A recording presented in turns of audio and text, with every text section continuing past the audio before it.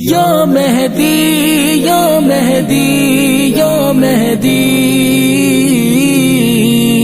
اے اجل مولا مولا مولا اے اجل مولا مولا مولا لا حول ولا قوة إلا بالله العلي العظيم. أعوذ بالله من الشيطان الرجيم. بسم الله الرحمن الرحيم. الحمد لله رب العالمين، والصلاة والسلام على محمد وآله الطاهرين الذين أذهب الله عنهم الرجس أهل البيت وطهرهم تطهيرا.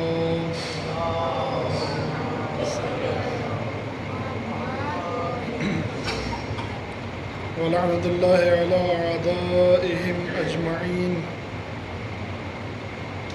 من ليلنا هذا إلى قيام يوم الدين. أما بعد، فقد قال الله تبارك وتعالى في كتابه المبين: بسم الله الرحمن الرحيم. فضل الله المجاهدين على القائدين أجرا عظيما. صلوات محمد على محمد.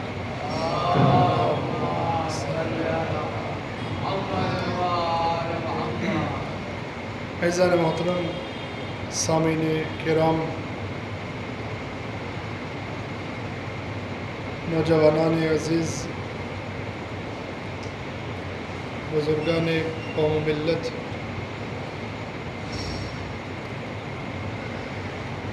پہلی مرتبہ آپ حضرات کی خدمت میں حاضر ہوا. چند روز خدمت انجام دینا ہے انشاءاللہ. ماہ سفر کا آغاز ہو چکا ہے اور یہ مہینہ اہل بیت علیہ السلام کی اسیری کا مہینہ ہے. اہل حرم کے جہاد، ان کی کوششوں، ان کی خدمات، ایثار اور قربانیوں کا مہینہ ہے. لہذا انشاءاللہ ان چند دنوں میں امام سجاد کا جہاد اس عنوان کے تحت آپ حضرات کی خدمت میں گفتگو کی جائے گی. اصل گفتگو میں داخل ہونے سے پہلے کچھ مقدمات اور تمہید کی طرف اشارہ ضروری ہے.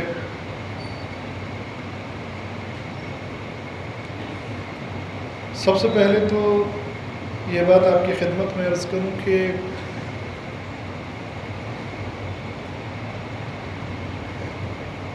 فرش عزا پر آنے کے بعد، منبر پر آنے کے بعد، ہم میں سے کسی کو بھی، اور الحمدللہ ایسا ہے بھی نہیں، ہم میں سے کسی کو بھی اس بات کی پرواہ نہیں ہونی چاہیے کہ گفتگو ہمارے مزاج کی ہو، بات ہمارے مزاج کی ہو.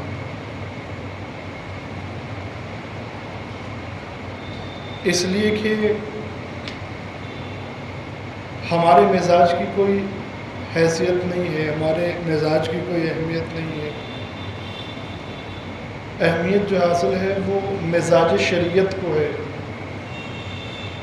شریعت کیا چاہتی ہے، وقت کا تقاضا کیا ہے، ضرورت کس بات کی ہے. آج جیسا کہ ہمیشہ بھی ضرورت رہی ہے، لیکن آج کے زمانے میں جیسے جیسے علم ترقی کر رہا ہے، آج کے زمانے میں ہر زمانے سے زیادہ ضرورت ہے کہ ہم اہل بیت علیہ السلام کی سیرت، ان کے معارف، ان کے علوم سے آگاہ ہوں، ہمارے درمیان علم کی ترقی ہو۔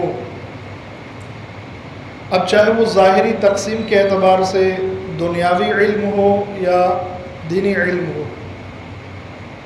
البتہ میں نے عرض کیا ظاہری تقسیم کے اعتبار سے، یہ تقسیم بھی ظاہری ہے جو ہمارے ذہنوں میں ہے۔ اگر مدرسے کا، مکتب کا، قرآن مجید کا، تفسیر کا علم ہے تو ہم ایسا تصور کرتے ہیں کہ علم دین ہے، اور اگر اسکول کا، کالج کا، یونیورسٹی کا، میڈیکل سائنس، جغرافیہ، فزکس، اس طرح کے علوم ہیں تو ہم تصور کرتے ہیں کہ یہ علم دنیا ہے۔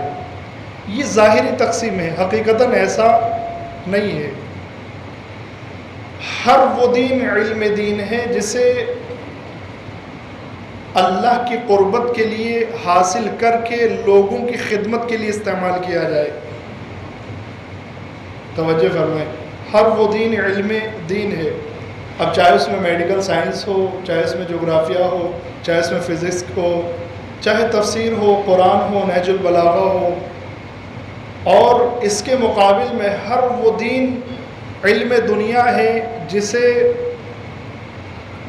فخر فروشی کے لیے،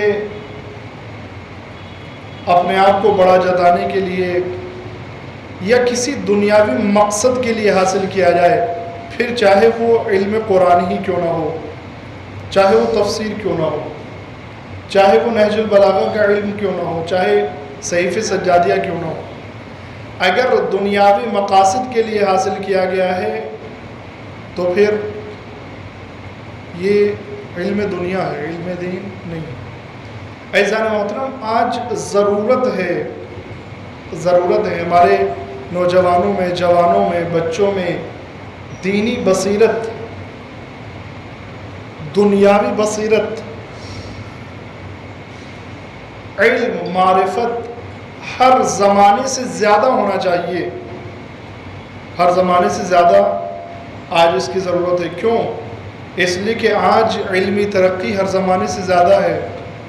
جب علم ہر زمانے سے، اور یہ ظاہر ہے، یعنی یہ بالکل نیچرل ہے، اسٹیپ بائی اسٹیپ ہے، جیسے جیسے زمانہ بڑھتا رہے گا، ترقی بڑھتی رہے گی، علم بڑھتا رہے گا، انکشافات بڑھتے رہیں گے، تو جب سب کچھ بڑھ رہا ہے تو ہم کیوں رکے رہیں؟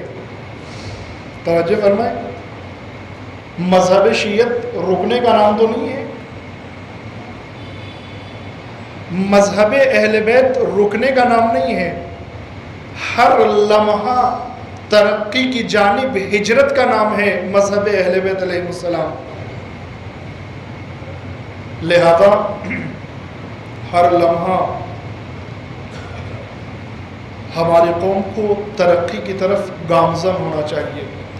اور یہ بات بھی جان لیں میرے عزیزو، ترقی اگر ہے تو علم میں ہے، اس لیے کہ آج اگر انسان ہواؤں میں پرواز کر رہا ہے، آج اگر پانی پر سفر کیا جا رہا ہے تو یہ سب کچھ علم کے ذریعے سے میسر ہوا ہے۔ بھائی پیسہ تو پرانے زمانے میں تھا، ہر زمانے میں پیسہ رہا ہے، سونا ہر زمانے میں رہا ہے، چاندی ہر زمانے میں رہی ہے، لیکن اب سے 100-120 سال پہلے انسان ہوا میں تو نہیں اڑتا تھا، جتنے بھی سالوں میں ہوائی جہاز میں، تو علم سے ہے میرے عزیزو۔ اس سے بڑھ کر بات یہ ہے کہ علم کے میدان میں ہم کو جو آگے بڑھنا چاہیے اور جو سب سے آگے ہم کو ہونا چاہیے، اس کی وجہ ہے میرے عزیزو۔ کاش کہ میرے جوان بھائی یہاں پر ہوتے اور سنتے یا سنیں اس بات کو، اس کی ضرورت ہے۔ آپ مجھے بتائیں، کائنات میں جو ہمارے رہبر ہیں ان سے زیادہ علم کسی کے پاس تصور کیا جا سکتا ہے؟ یعنی یہ سوچا جا سکتا ہے کہ مولا کائنات سے زیادہ علم، پیغمبر سے زیادہ علم کسی کے پاس رہا ہوگا؟ سوچا جا سکتا ہے؟ ہم مخالفین بھی نہیں سوچ سکتے ہیں۔ توجہ فرمائیں، یعنی ہمارے یہاں جو برادران اہل سنت کے یہاں جو خلافت کی ترتیب ہے، چوتھے نمبر پر مولا کائنات کو قبول کرتے ہیں، خلافت میں چوتھا خلیفہ مانتے ہیں، لیکن علم میں ان کے نزدیک بھی سب سے بڑے عالم حضرت علی ابن ابی طالب ہیں پیغمبر کے بعد، اس میں کوئی اختلاف نہیں ہے۔ سب سے بہترین فیصلہ کرنے والے حضرت علی ابن ابی طالب ہیں، سب سے بہترین جاننے والے۔ تو عزیزان محترم، جب میرے آقا، میرے رہبر سب سے بہترین ہیں تو میں سب سے بہترین کیوں نہیں ہوں؟ توجہ فرمائیں، یہ سوال ہے کہ نہیں ہے؟ بھائی جس کو میں مانتا ہوں اگر وہ سب سے بہتر ہے، اگر وہ سب سے بہترین عالم ہے، سب سے بہترین علم ان کے پاس ہے، تو پھر میرے پاس کیوں نہیں ہے؟ اگر وہ سب سے بہترین فیصلہ کرنے والے ہیں تو پھر ان کے ماننے والوں میں سب سے بہترین ججز کیوں نہیں ہیں؟ ہونے چاہیے کہ نہیں ہونے چاہیے؟ ہونے چاہیے میرے عزیز، لیکن نہیں ہے تو مقام افسوس ہے۔ ایسا کیوں ہوا میرے عزیزوں؟ اس لیے کہ امت مسلمہ کو سیاست کے تحت علم سے دور کیا گیا، اور اس سیاست کو پرانے زمانے میں نہ سمجھا گیا اور نہ اتنا سمجھایا گیا۔ آج سمجھایا جا رہا ہے تو تعصب اور عناد اتنا بڑھ گیا ہے کہ سمجھنے کے لیے تیار نہیں ہے۔ تعصب اتنا بڑھ گیا کہ ابھی سمجھنے کے لیے تیار نہیں ہے، وگرنہ آج جو ہے بات روشن ہے، آج معاملات جو ہے واضح ہیں، لیکن آج سمجھنے کے لیے تیار نہیں ہے۔ تعصب جو ہے وہ اتنا بڑھ گیا ہے، جان بوجھ کر رکھا گیا میرے عزیزو۔ اگر خاص کر مذہب تشیع کی بات کریں، مذہب شیعت کی بات کریں، فقہ جعفری کی بات کریں، تو ہمارے ساتھ بھی یہ المیہ ہے، یہ افسوس ہے۔ مدارس کے انتظامات ہمارے یہاں درست نہیں ہیں۔ برادران اہل سنت کے یہاں اگر آپ جائیں تو ان کے یہاں کم سے کم مدارس تو ہیں، مکاتب کا انتظام تو ان کے یہاں پر ہے۔ ہر مسجد میں آپ دیکھیں مدرسہ ہوتا ہے، بہترین قرآن پڑھنے والے بچے ہوتے ہیں کہ نہیں ہوتے ہیں؟ ہوتے ہیں۔ یہ ایسی حقیقت ہے کہ ان سے انکار نہیں کیا جا سکتا، اور ضرورت بھی نہیں انکار کرنے کی۔ اگر کوئی نشیب، کوئی کمی ہمارے اندر ہے تو اس کو چھپانے سے بہتر ہے کہ دور کیا جائے۔ توجہ فرما رہے ہیں؟ اس کو چھپانے سے بہتر ہے کہ دور کیا جائے۔ ہمارے یہاں کیا ہے، مکاتب کا انتظام پراپر نہیں ہے، مدارس کا انتظام گاؤں گاؤں بستی بستی میں نہیں ہے، علماء کا انتظام گاؤں گاؤں بستی بستی میں نہیں ہے۔ ایک واحد راستہ ہمارے پاس بچا تھا، منبر، لیکن ایک طویل عرصے تک اور آج بھی اکثر جگہوں پر ہو رہا ہے۔ الحمدللہ ابھی جوان آگے آ رہے ہیں، فکر میں اصلاحات ہو رہی ہیں، سدھار ہو رہا ہے، اور ایک اچھے راستے کی طرف الحمدللہ بعض جگہ پر اپنی کمیونٹی جا رہی ہے، آگے بڑھ رہی ہے۔ لیکن اکثر علاقوں کے حالات یہ ہیں کہ منبر ہم نے ان کے حوالے کیا جنہیں خود کچھ نہیں معلوم تھا۔ اکثر جگہوں کے حالات یہ ہیں جو خود کچھ نہیں جانتے تھے۔ اب دو مسئلے تھے، ایک مسئلہ تو یہ تھا کہ وہ علم دے نہیں سکتے تھے۔ مثال کے طور پہ ابھی میں یہاں پر بیٹھا ہوں، کوئی مجھ سے کہے کہ جناب 10,000 روپے دے دیجئے، 2-4 دن کے بعد لے لیجئے گا، ابھی میں اس کو 10,000 روپے نہیں دے سکتا ہوں، چونکہ میرے پاس فی الحال 10,000 روپے نہیں ہے۔ تو جو چیز میرے پاس نہیں ہے وہ میں دوسروں کو نہیں دے سکتا ہوں۔ یہ ایک علمی اصطلاح ہے، مجھے وہ نہیں عرض کرنا ہے، صاف صاف بات عرض کرتا ہوں۔ تو ایک تو وجہ یہ تھی کہ ان کے پاس نہیں تھا، اس لیے نہیں دے سکتے تھے۔ دوسری وجہ یہ کہ اگر کہیں سے لا کر دے بھی دیتے، اگر کہیں سے عوام کے قوم کے درمیان شعور پیدا کر بھی دیتے تو پھر ان کا کام نہیں چلنے والا تھا. توجہ فرما رہے ہیں؟ ان کا کام نہیں چلنے والا تھا. اس لیے ذہن محترم ایک واحد راستہ جو ہمارے پاس بچا تھا ممبر، اس کا بھی ہم نے صحیح استعمال نہیں کیا. الحمدللہ ابھی بعض جگہوں پر حالات بہتر ہو رہے ہیں. میں نے عرض کیا کہ کمیونٹی کے بہت سارے جوان اصلاحی فکر کی طرف جا رہے ہیں. اللہ ان کی توفیقات میں اضافہ فرمائے. ایک صلوات پڑھیں محمد و آل محمد پر.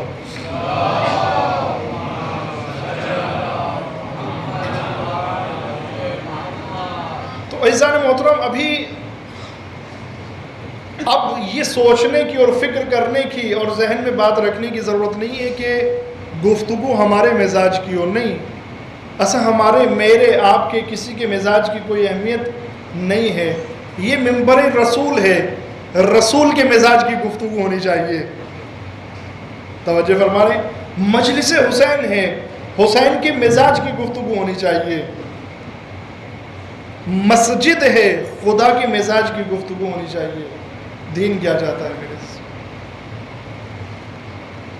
ایک بات تو یہ تھی میرے سے، لہذا کوشش کریں جوانوں کو، نوجوانوں کو بڑھانے کی. بلکہ میں تو کہتا ہوں میرے سے صرف جوان اور نوجوان نہیں، کم سے کم دینی تعلیم تو بزرگ بھی حاصل کریں.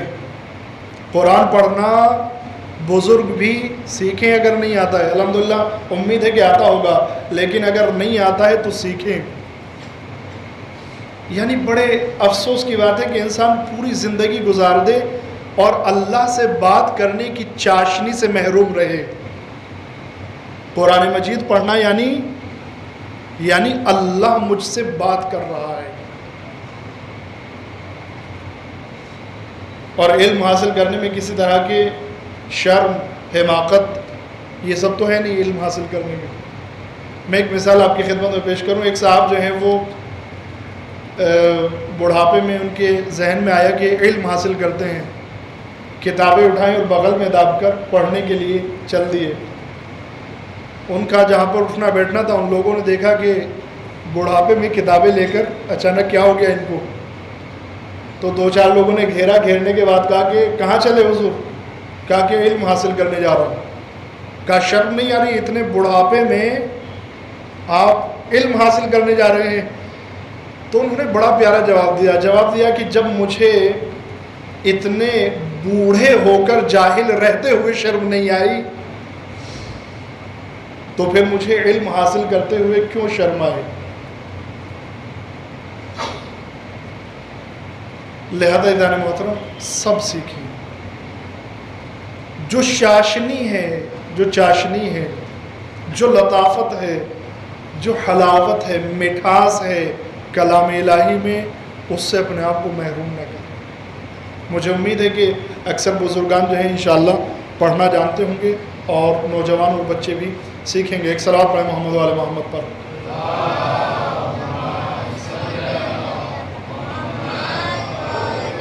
ایک مثال میں آپ کی خدمت میں چھوٹی سی عرض کروں. مثال کے طور پر کسی عیسائی سے یا کسی دوسرے مذہب کے انسان سے جس کا تعلق اسلام سے نہ ہو، کسی دوسرے دین سے ہو، وہ مجھ سے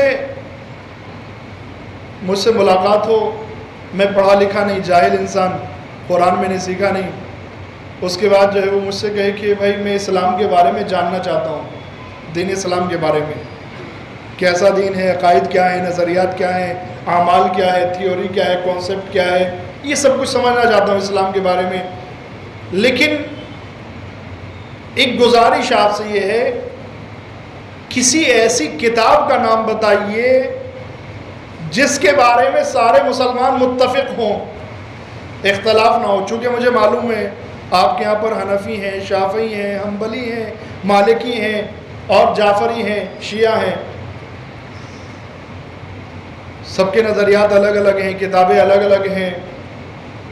وہ کچھ ان کی کتابوں کو نہیں مانتے ہیں، یہ ان کی کچھ کتابوں کو نہیں مانتے ہیں. تو ایسے تو مجھے نہیں سمجھ میں آئے گا نا. کوئی ایسی کتاب بتائیے جس سے دین اسلام کو سمجھ لوں لیکن تمام مسلمان متفق ہوں، سب مانتے ہوں اس کو. تو کون سی کتاب کا نام بتایا جائے گا؟ قرآن مجید صحیح بخاری کا نام تو نہیں آ سکتا، نہج البلاغہ کا نام بھی نہیں آئے گا،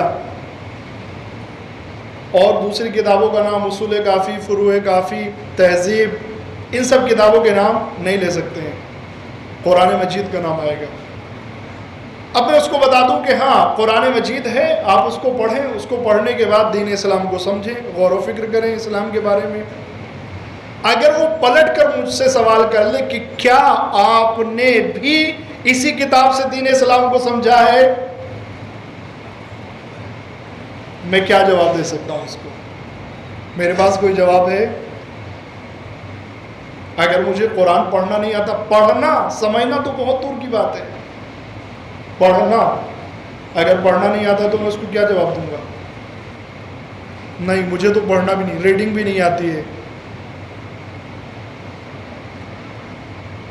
لہذا میرے عزیزوں بہت ضروری ہے انہی ممبروں کے ذریعے، اسی مصلی کے ذریعے، اسی محراب کے ذریعے دین اسلام کا ہر طرح کا پیغام ہم کو سننا ہے، ہر طرح کا پیغام ہم کو سننا ہے، یہیں سے تمام علوم ہم تک پہنچائے جانے ہیں۔ یہ بات ہم کو طے کر لینا ہے کہ ہم کو لینا ہے اور حاصل کرنا ہے۔ اس سے آگے بڑھتا ہوں میرے عزیزوں، موضوع کے متعلق کچھ مقدماتی گفتگو ہیں۔ موضوع ہے ہمارا امام سجاد کا جہاد۔ قرآن مجید کی جو آیت میں نے آپ کی خدمت میں تلاوت کی ہے، اللہ تعالیٰ ارشاد فرما رہا ہے، ظاہراً سورہ نساء کی آیت نمبر 95 ہے، ارشاد ہو رہا ہے، بسم اللہ الرحمن الرحیم، فضل اللہ المجاہدین علی القائدین اجرا عظیما۔ اللہ نے مجاہدین یعنی جہاد کرنے والوں کو، قائدین یعنی بیٹھے ہوئوں پر، جہاد نہ کرنے والوں پر فضیلت عطا کی ہے، اجرا عظیما، ایک عظیم اجر کے ذریعے، یعنی جہاد کرنے والوں کے لیے عظیم اجر ہے۔ سب سے پہلے تو ہم کو سمجھنے کی ضرورت ہے کہ جہاد کے معنی کیا ہیں۔ توجہ فرمائیں عزیزان محترم، جہاد کے معنی ہے، لغت میں اگر دیکھیں گے تو جہاد کے معنی ہے کوشش کرنا، محنت کرنا، تلاش کرنا۔ لیکن جس طریقے سے ہر علم میں بعض الفاظ کے اپنے الگ معنی ہوتے ہیں، یعنی ڈکشنری میں الگ معنی ہے، لیکن کسی علم کی اصطلاح میں اس کے معنی الگ ہیں، اسی طریقے سے اسلام کے بھی، اسلام کے آنے کے بعد الفاظ کو دیے ہوئے کچھ معنی ہیں۔ مثال کے طور پر یہ جو لفظ صلاۃ ہے، صلاۃ یعنی نماز، نماز کے معنی، صلاۃ کے معنی اصل لغت میں دعا کے ہیں، لغت میں صلاۃ کے معنی ہے دعا، لیکن دین اسلام میں، قرآن میں، احادیث میں صلاۃ کے معنی خاص ارکان اور خاص عبادت جو ہم انجام دیتے ہیں۔ اسی طریقے سے حج کے معنی کیا ہے؟ حج کے معنی ہے قصد، ارادہ، نیت، لیکن اسلام میں اس کے معنی، قرآن مجید میں اس کے معنی، احادیث میں اس کے معنی ایک خاص ارکان کا عمل جو مکے میں انجام دیا جاتا ہے، اور اسی طریقے سے دوسرے الفاظ۔ ویسے ہی جہاد کے معنی ڈکشنری میں ہے کوشش کرنا، تلاش کرنا، محنت کرنا، لیکن دین اسلام میں، قرآن کی اصطلاح میں، حدیث کی زبان میں جہاد کے معنی ہے اللہ کی راہ میں قربانی اور ایثار کے ساتھ کوشش کرنا۔ توجہ فرمائیں، اللہ کی راہ میں قربانی اور ایثار کے ساتھ کوشش کرنا۔ جنگ کے معنی ابھی بھی نہیں ہے، جنگ تو جہاد کا ایک شعبہ ہے، جنگ جہاد کا ایک شعبہ ہے، مکمل جہاد، جنگ مکمل جہاد نہیں ہے، ایک حصہ ہے، جہاد کا؟ جہاد کے معنی ہے اللہ کی راہ میں کوشش کرنا، قربانی اور ایثار کے ساتھ۔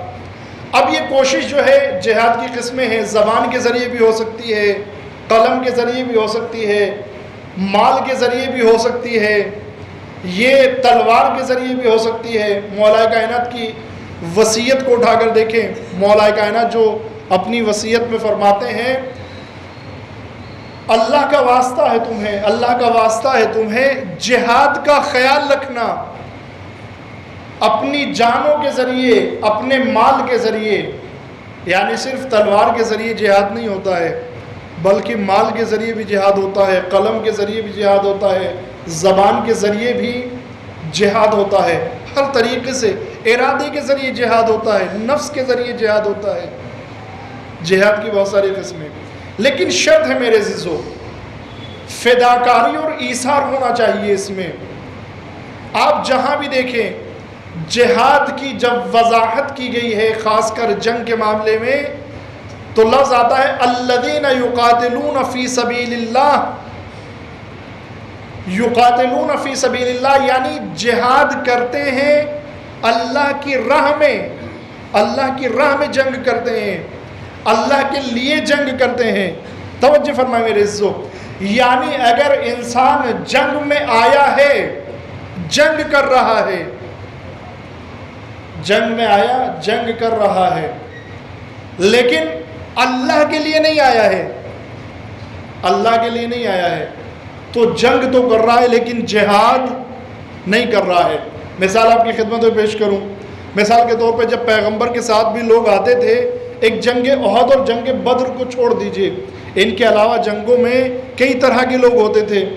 کچھ لوگ جو ہیں واقعاً خلوص کے ساتھ اسلام کے لیے جہاد کرنے آتے تھے، اپنے دین کی حفاظت کے لیے، اسلام کی حفاظت کے لیے، رسول کی حفاظت کے لیے، دین کے وقار کی حفاظت کے لیے۔ کچھ لوگ اس لیے جنگ کرنے کے لیے آتے تھے، لیکن کچھ لوگ مال غنیمت کے لیے آتے تھے، کچھ لوگ جنگ میں آتے تھے لیکن سامنے والے لشکر سے دشمنی ہے، یعنی دین کے لیے نہیں آ رہے ہیں، اپنی ذاتی دشمنی ہے، اس لیے آتے تھے۔ اب عزیزان محترم، جہاد میں شرط کیا ہے؟ فی سبیل اللہ ہونا چاہیے، اللہ کے لیے ہونا چاہیے، اللہ کی نیت سے ہونا چاہیے، قربانی اور ایثار کے ساتھ ہونا چاہیے۔ اگر انسان میدان جنگ میں آ رہا ہے لیکن مال غنیمت کا لالچ لے کر آ رہا ہے تو اس کا مطلب یہ اللہ کے لیے نہیں آیا ہے، مال غنیمت کے لیے آیا ہے، تو پھر یہ جنگ تو کر رہا ہے لیکن جہاد نہیں کر رہا ہے۔ اگر انسان میدان جنگ میں آیا ہے، جنگ کر بھی رہا ہے، لڑ بھی رہا ہے، لیکن سامنے والے لشکر میں کسی سے ذاتی دشمنی ہے اور اس ارادے سے آیا ہے کہ ذاتی دشمنی کا انتقام لینا ہے، دین سے کوئی مطلب نہیں ہے، رسول سے کوئی مطلب نہیں ہے، اسلام سے کوئی مطلب نہیں، مسلمان ہے، زبان کا مسلمان ہے، تو میرے عزیزو یہ جہاد نہیں بلکہ جنگ کر رہا ہے۔ یہ فرق ہے میرے عزیزو۔ آپ اس کے نمونے دیکھیں، جنگ خندق میں کیا ہوا؟ جب مولا کائنات عمرو ابن عبدود کو پچھاڑ دیتے ہیں، توجہ فرمائے میرے عزیزو، عمرو ابن عبدود کو پچھاڑ دیتے ہیں، سینے پر سوار ہو جاتے ہیں، ایک گستاخی کی اس نے مولا کی شان میں۔ تمام لشکر نے دیکھا کہ مولا کائنات سینے سے اتر گئے اور اترنے کے بعد جا کر ٹہلنے لگے اور کچھ دیر کے بعد واپس آئے، واپس آنے کے بعد قتل کر دیا۔ اب جب مولا کائنات واپس آئے ہیں تو دو مسئلے درپیش تھے۔ ایک مسئلہ تو یہ تھا کہ پیغمبر نے اعلان کیا تھا کہ بھائی جو بھی سب سے پہلے خبر لے کر آئے گا کہ علی کامیاب ہو گئے ہیں اس کو جنت کی بشارت دوں گا، لہذا لوگ دوڑے دوڑے آئے۔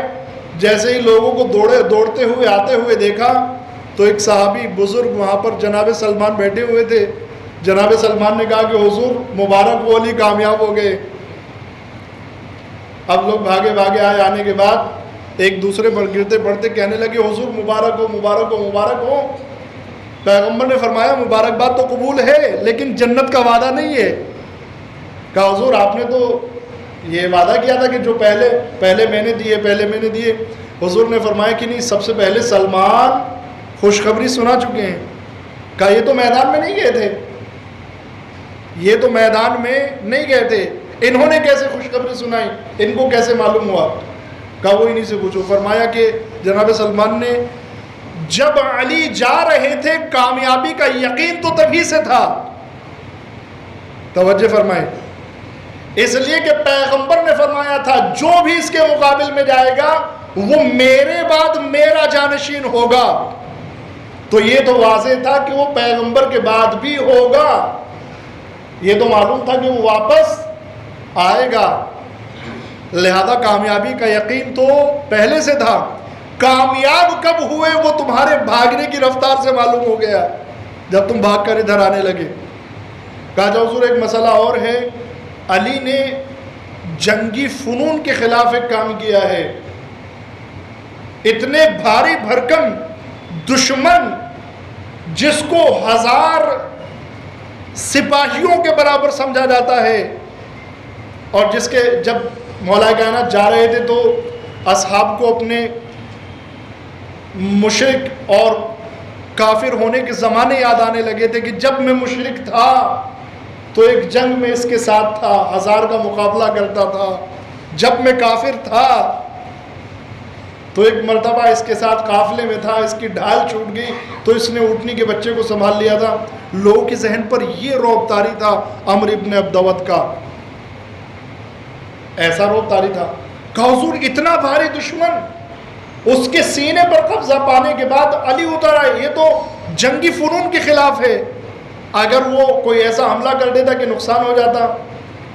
توجہ فرمائے میرے عزیزو، ایثار یہ ہے میرے عزیزو، فداکاری یہ ہے، خلوص یہ ہے، جہاد اس کا نام ہے میرے عزیزو. مولا کائنات اپنے ذاتی دشمنی کے لیے نہیں گئے ہیں، ذاتی دشمنی کے لیے نہیں گئے ہیں، اللہ کے لیے جہاد کرنے گئے ہیں، اللہ کی راہ میں صرف اور صرف اللہ کے لیے، صرف اور صرف اللہ کے لیے گئے ہیں میرے عزیزو. لہذا جب صرف اور صرف اللہ کے لیے گئے ہیں، مولا کائنات سے پوچھا گیا یا علی کیا وجہ تھی، کیوں اتر آئے؟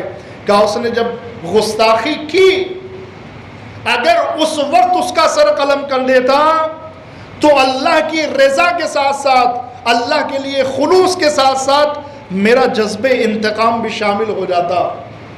لیکن میں نہیں چاہتا تھا کہ اپنے ذاتی انتقام کے لیے اس کو قتل کروں، نہیں، میں اللہ کے لیے قتل کرنا چاہتا تھا. عزیزان محترم، وہاں پر پیغمبر کا یہ فرمانا ایسے ہی نہیں ہے. پیغمبر جو فرماتے ہیں ضربت علی یوم الخندق افضل من عبادت الثقلین، علی کی ضربت خندق کے دن ثقلین کی عبادت پر بھاری ہے. کیا مطلب ہے اس جملے کا؟ ثقلین کی عبادت پر بھاری ہے یعنی جنات اور انسانات خلقت کی ابتدا سے لے کر قیامت تک جتنی بھی عبادتیں کریں، تمام عبادتوں پر بھاری ہے علی کی ایک ضربت. اس کا مطلب یہ ہے، لیکن اس کے بھاری ہونے کی وجہ کیا ہے؟ اس کے بھاری ہونے کی وجہ علی کا خلوص ہے. خلوص ہے میرے عزیزو. جہاد کا مطلب اللہ کی راہ میں خلوص کے ساتھ، اللہ کی راہ میں قربانی کے لیے، اللہ کی راہ میں ایثار کے لیے میرے عزیزو. وگرنہ جو ہے لوگ جہاد کرنے کے لیے آتے تھے، جنگ کرنے کے لیے آتے تھے، مال غنیمت کا لالچ ہوتا تھا. تو جنگ احد میں ہم نے دیکھا پیغمبر نے کہا تھا کہ اس درے کو نہیں چھوڑنا. ایک درہ تھا جہاں پر جو ہے پہاڑ کے بیچ میں ایک درار تھی، اگر اس کو خالی چھوڑ دیا جائے تو دشمن پیچھے سے آ سکتا تھا. پیغمبر نے 50 سپاہیوں کو معین کیا، کہا کہ دیکھو اس کو نہیں چھوڑنا. جیسے ہی مسلمان جنگ جیتنے لگے، انہوں نے سوچا کہ اگر بعض افراد نے اگر ابھی نہیں گئے تو مال غنیمت ہاتھ سے گیا، مال غنیمت ملنے والا نہیں ہے، لہذا چھوڑ کر بھاگنے لگے.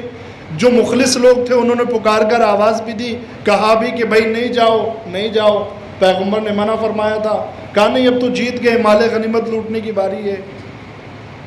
تو میرے عزیزو، یہ تو جنگ ہوئی، جہاد نہیں ہوا، اس لیے کہ مال غنیمت کے لالچ کے لیے انسان آیا ہے.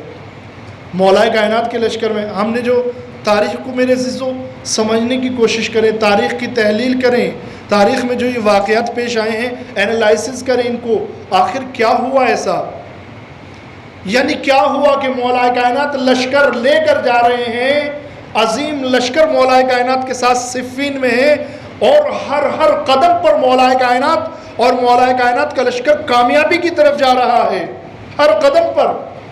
پھر ایسا کیا ہوتا ہے کہ مولا کائنات کے خیمے کو گھیر لیا جاتا ہے۔ مولا کائنات کے خیمے کو کون گھیرتا ہے؟ یہ کوئی دشمن کا لشکر نہیں آیا ہے، نہیں، وہ لوگ آئے ہیں جو مولا کائنات کے ساتھ آئے تھے۔ یہ کوئی سامنے امیر شام کی طرف سے نہیں آئے ہیں، یہ یہی مولا کائنات کے ساتھ ہی ہیں جو مولا کائنات کے ساتھ آئے تھے۔ مولا کائنات کے خیمے کو گھیر لیتے ہیں، یا علی یا تو مالک کو واپس بلائیے ورنہ ہم آپ کو قتل کر دیں گے۔ کیا وجہ ہوئی میرے عزیزو؟ میں جو علم کی بات آپ کی خدمت میں عرض کر رہا تھا وہ ایک وجہ تو یہی ہے، معرفت نہیں تھی، جہالت تھی۔ نعرہ کیا ہے؟ یا علی ہم قرآن سے جنگ نہیں کریں گے۔ اب آپ دشمن کی چالاکیاں دیکھیں ہمیشہ سے، اور ہماری سادگی دیکھیں، یہ مقام افسوس ہے میرے عزیزو۔ مومن کو چالاک ہونا چاہیے، ہوشیار ہونا چاہیے، یہ تقاضا ہے پیغمبر کا۔ پیغمبر فرماتے ہیں کہ مومن کو ہوشیار ہونا چاہیے، ہوشیاری علامت ہے ایمان کی۔ لیکن ہماری سادگی اور دشمن کی چالاکی دونوں میں کوئی کمی نہیں ہے، عروج پر ہیں دونوں۔ کیا ہوا میرے عزیزو؟ یہ جنگ کرنے آئے تھے یا جہاد کرنے آئے تھے؟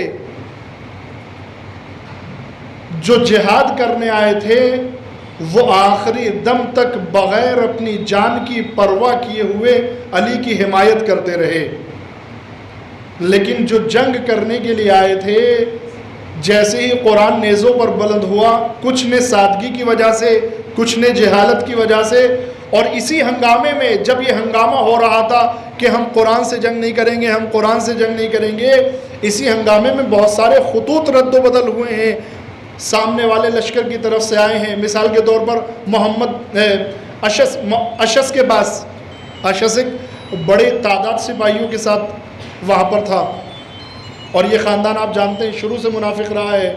مولا کائنات کے دھوکہ دیا اشس نے جنگ صفین میں، ان کی بیٹی نے امام حسن کو زہر دیا، ان کا بیٹا جو ہے وہ جناب مسلم کو گرفتار کر کے لے گیا، محمد بن اشس، اور یہی جو ہے پھر کربلا میں 5000 کا لشکر بھی لے کر آیا ہے۔ تو یہ خاندان جو ہے وہ ہمیشہ سے منافق رہا ہے۔ یہ جنگ کرنے تو آئے تھے، شجاعت بھی تھی، شجاعت بھی تھی، البتہ حقیقی شجاعت نہیں تھی، بہادری تھی، طاقت تھی، لیکن جو حقیقی شجاعت ہوتی ہے وہ نہیں تھی۔ تو یہ جنگ کرنے آئے تھے، جیسے ہی سامنے سے درہم و دینار کا آفر ملا، یہ اپنے قبیلے کو لے کر الگ ہو گئے۔ یا علی قرآن سے جنگ نہیں کریں گے، میں اور میرے سپاہی جا رہے ہیں، اور صرف جا نہیں رہے ہیں، اگر آپ نے بھی جنگ کی تو ہم پھر آپ کے ساتھ جنگ کریں گے۔ یہ کیوں ہوا میرے عزیزو؟ جو لشکر مولا کائنات کے ساتھ مولا کائنات کے دشمن سے لڑنے آیا ہے، وہ خود مولا کائنات کے خیمے کو گھیر کر کیوں کھڑا ہو جاتا ہے؟ نمبر ایک، جہالت کی بنا پر۔ انہوں نے قرآن کے کچھ آیتیں لکھی ہوئی چمڑے پر، نیزوں پر بلند کی، قرآن سے فیصلہ چاہتے ہیں۔ مولا کائنات نے فرمایا دھوکے میں مت آؤ۔ توجہ فرمائے میرے عزیزو، یہ شعور پیدا ہونا چاہیے ہمارے اندر، یہ بیداری پیدا ہونی چاہیے۔ مولا کائنات نے فرمایا کہ وہ قرآن نہیں ہے، جبکہ میرے عزیزو کیا وہ قرآن نہیں تھا؟ قرآن کی آیتیں تھیں، لیکن مولا نے جو فرمایا مفہوم کیا ہے؟ فرماتے ہیں کہ وہ قرآن نہیں ہے۔ یہ فرمانے کی وجہ کیا رہی ہوگی؟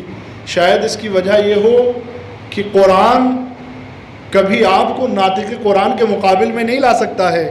یہ کیسا قرآن ہے کہ آپ ناطق قرآن کے خیمے کو گھیر کر کھڑے ہو جاتے ہیں؟ فرماتے وہ قرآن نہیں ہے، میں ناطق قرآن ہوں، میں نے تفسیر کی ہے قرآن کی، اگر میں نہ ہوتا تو قرآن کو تفسیر نہیں ملتی۔ لیکن لوگ نہیں مانے، کیوں؟ کچھ لوگ سادہ لوہی، حماقت، بے وقوفی، بے معرفتی، بے بصیرتی. بصیرت نہیں تھی، معرفت نہیں تھی، اس لیے کچھ لوگ لالچ میں آ گئے. اب یہ جو لالچ میں آ گئے ہیں یہ جنگ کرنے آئے تھے، جہاد کرنے نہیں آئے تھے، چونکہ قربانی کا جذبہ نہیں تھا. اگر قربانی کا جذبہ ہوتا تو پھر جو ادھر سے درہم و دینار کے وعدے دیے گئے تھے ان وعدوں کو اہمیت نہیں دی جاتی. ایسے میرے عزیزو مولا کائنات کو تنہا کیا گیا، چونکہ جہاد نہیں، جنگ کرنے کے لیے آئے تھے. جو جہاد کرنے کے لیے آئے تھے مالک، وہ دشمنوں کے درمیان تھے اور دشمن کے خیمے سے بہت نزدیک. رعب، جلال اور ہیبت کا عالم یہ کہ کوئی مقابلے کے لیے تیار نہیں ہے. ادھر سے تقاضا اور عیالی، یا تو مالک کو واپس بلا لیجئے ورنہ آپ کو. یہاں تک نوبت آئی میرے عزیزو، بلا لیجئے واپس مالک کو. میرے عزیزو مالک نے بھی بڑا عجیب درس دیا ہے ہر مقام پر، اور خاص کر اس مقام پر بڑا عجیب درس دیا ہے تمام چاہنے والوں کو، ہر مولائی کو، ہر چاہنے والے کو عجیب درس دیا. مالک اور دشمن کے خیمے کے درمیان زیادہ فاصلہ نہیں ہے.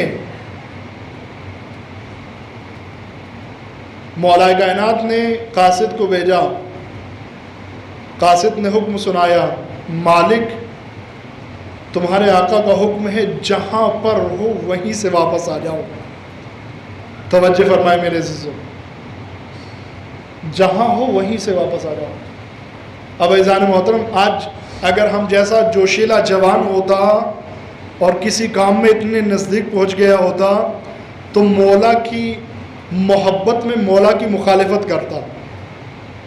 یہ عجیب مسئلہ ہے، مولا کی محبت میں مولا کی مخالفت. قاصد سے کہتا کہ جا کے مولا سے کہو بس 2 منٹ کا کام رہ گیا ابھی آیا. لیکن جب مولا کا حکم آ گیا مالک جہاں ہو وہیں سے آ جاؤ. اب ولایت کا تقاضا یہ ہے، مولا ماننے کا تقاضا یہ ہے کہ اب چوں اور چرا کی گنجائش نہیں ہے، سوچنے کی گنجائش نہیں ہے، انکار کی گنجائش نہیں ہے. اگر سوچنے لگے، اگر انکار کرنے لگے، اگر دیر کرنے لگے تو پھر مولا نہیں مانا ہے. کیوں میرے عزیزو؟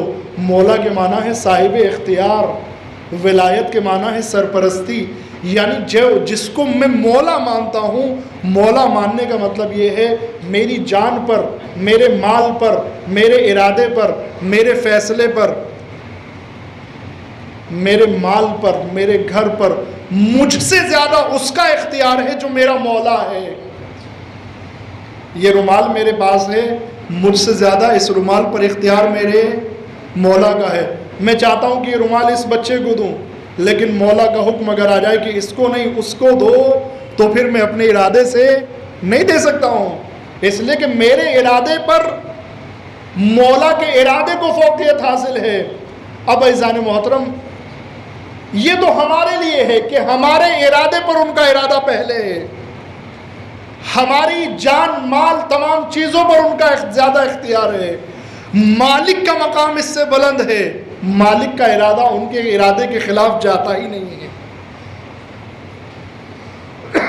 حکم ملا مالک جہاں ہو وہیں سے واپس آ جاؤ. واپس چلے گئے میرے عزیزو. میں نے جو عرض کیا کہ علم کے میدان میں ہماری قوم آگے بڑھے، معرفت حاصل کرے، بصیرت حاصل کرے، اس لیے میرے عزیزو مولا کائنات کو جہالت نے، میں آپ کی خدمت میں عرض کروں گا ایک بات میں آپ کو یاد دلاتا ہوں. ماہ رمضان میں ہم اعمال کرتے ہیں، عاشور کے دن بھی ہم اعمال کرتے ہیں. عاشور کے دن اعمال میں ہم کیا پڑھتے ہیں؟ اللہم لعن قتلۃ الحسین و اصحابہ. اس کا ترجمہ کیا ہے؟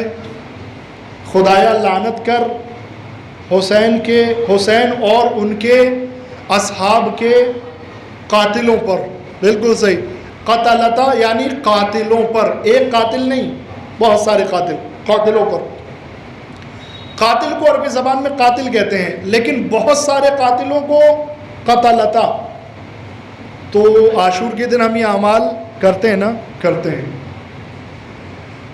یہ لفظ بھی ہم کہتے ہیں لعنت کرتے ہیں. ماہ رمضان میں بھی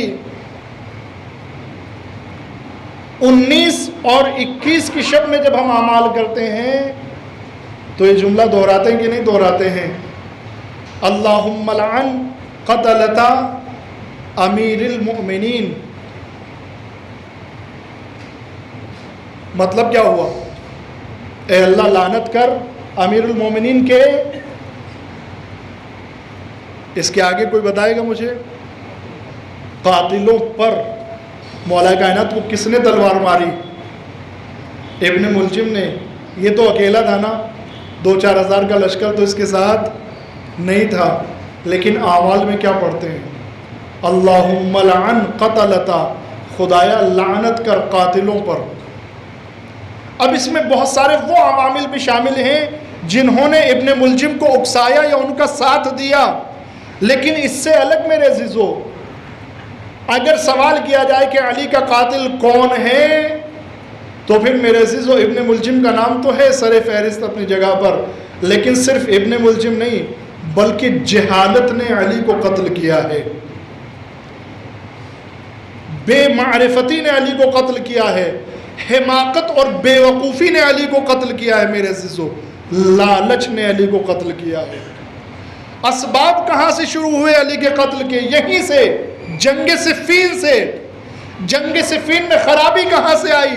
نمبر 1 لالچ، جنہیں دشمن کی طرف لشکر کی طرف سے پیسوں کا لالچ دیا گیا.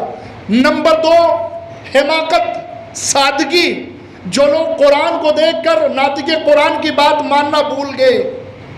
اور نمبر 3 حماقت ایک انسان کی جس نے امر اعظ کے ساتھ دھوکہ کھا لیا.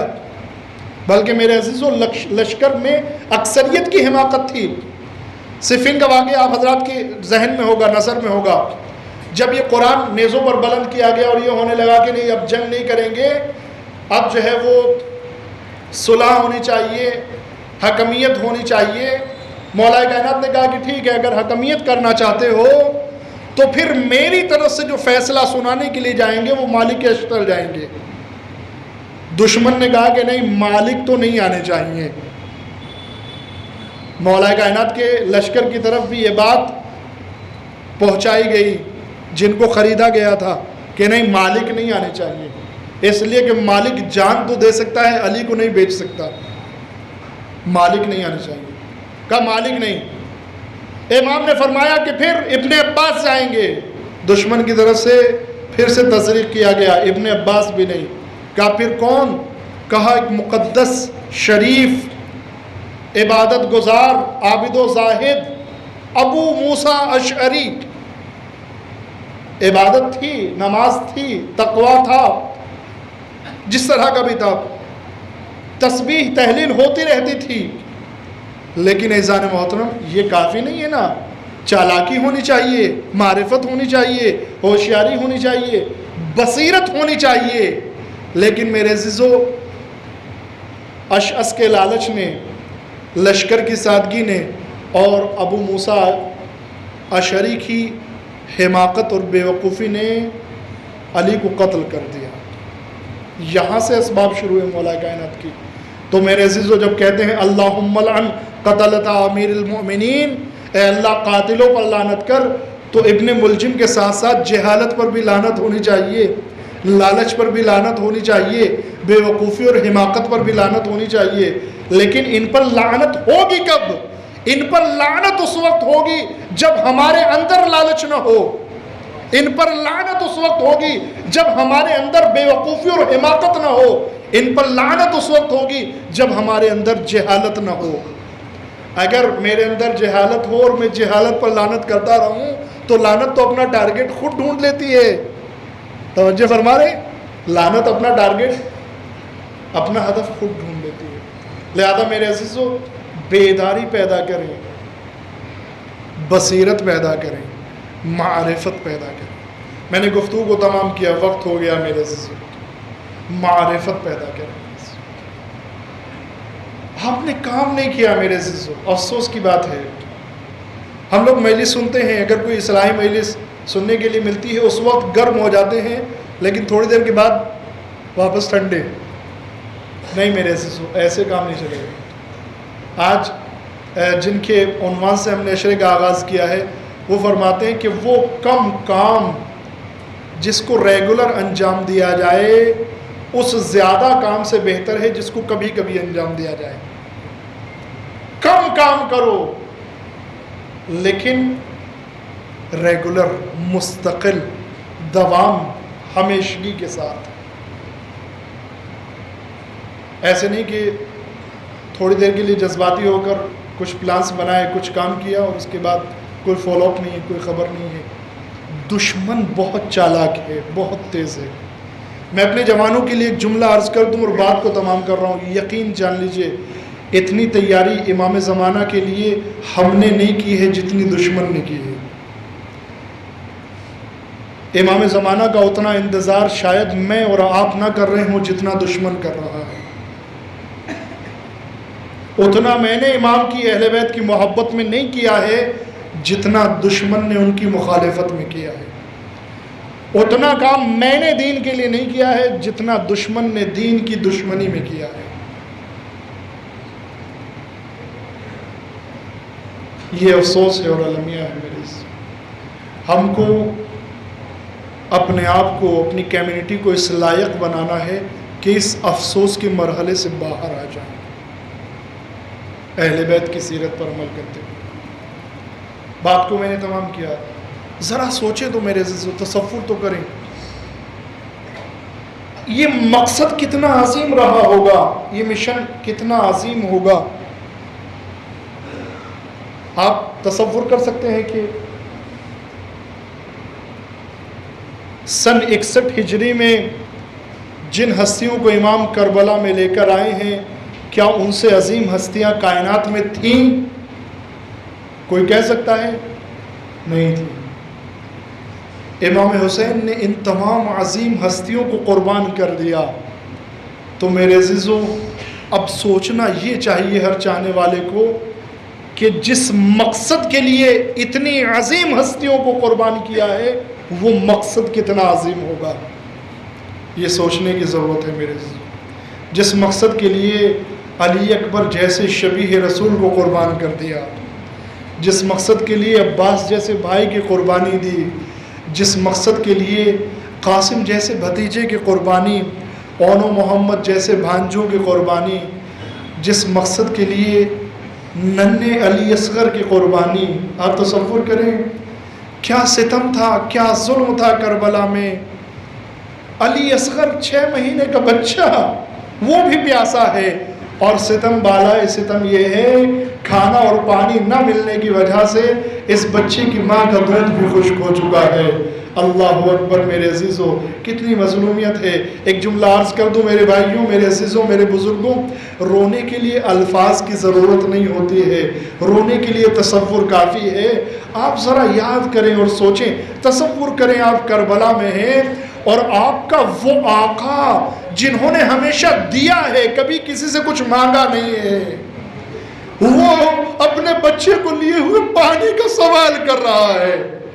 اور میرے عزیزو یہ منزل بڑی سخت تھی، اسی لیے امام حسین نے بھی کہا جب پانی مانگ رہے ہیں علی اصغر کے لیے تو ایک مرتبہ شیعوں کو آواز دے کر کہتے ہیں کاش میرے شیعہ ہوتے ہیں، اس مقام پر تو دیکھتے میں کس طریقے سے علی اصغر کے لیے پانی مانگ رہا تھا. اللہ اکبر میرے عزیزو، بڑا سخت ہے، کسی شریف خاندانی انسان کے لیے سوال کرنا سخت ہے. کاش میرے شیعہ ہوتے. ایسے موقع پر بھی آپ کو یاد کیا ہے. اور میرے عزیزو یہی نہیں، امام زین العابدین نے بھی اس منظر کو بہت یاد کیا. جب مدینے آئے کوئی صحابی ملنے کے لیے آیا، دیکھا کہ امام وضو فرما رہے ہیں، پانی کو دیکھ کر روتے چلے جا رہے ہیں. پوچھا مولا فرزند رسول کیا وجہ ہے، کیوں رو رہے ہیں؟ کہا پانی کو دیکھ کر گریا کر رہا ہوں. کہا آقا اس میں گریا کرنے کی کیا بات ہے، پانی کو دیکھ کر کیوں رو رہے ہیں؟ بس میرے عزیز و آخری جملہ امام نے فرمایا اے میرے بھائی اگر اتنا پانی کربلا میں ہوتا تو کم سے کم میرا بھیا علی اصغر پیاسا نہ مارا جاتا. اِنَّا لِلَّهِ وَإِنَّا إِلَيْهِ رَاجِعُونَ.